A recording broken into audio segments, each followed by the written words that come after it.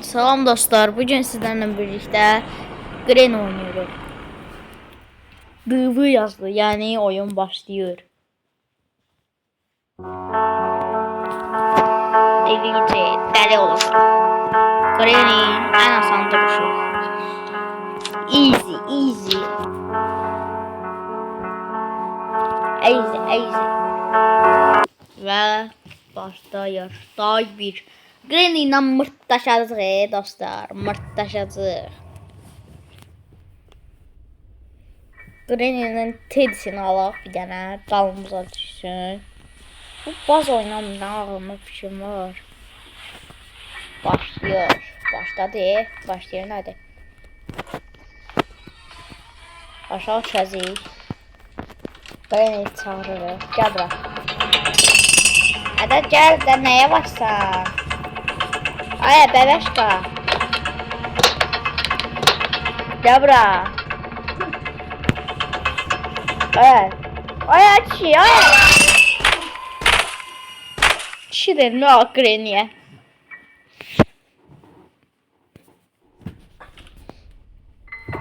Dostlar, day 2'ye keçirik. Gülməkdən dırılırıq bu dəqiqə. Və day 2. İndi bu imtahandan sonra məncə normala qoyaq. Biraz sürətli olsun, olsun. Az qalsın ölsün deyirdim. Hədə Granny sən, nəsən, meymunsan, nəsən, bu kelemunsan. Tez ol da. Bu kelemun.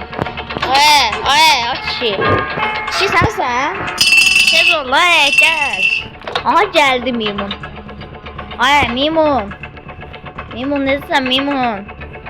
Ay gelme meymun. Ay tuturdu az kalsın beni. Ay. Başını süremi. Az kalsın ben sürdü. Şimdi burada da biraz mutlaşak. Buna da yapboz. Bu yapboz senin donundu. Donunun parçası. Olsan baba. Burada Granny'nin bir tane bastonu var. Bu ne de? İt tuzağı.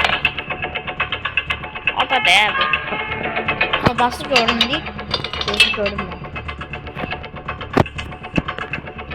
Lan ben seni kafana sokarım lan bunu. Gel lan buraya. Senin sofan varsa benim de var lan. Gel lan buraya. Ala sana. Lan buraya işte bir götün lan. Bunun büyük kitabı. Büyük.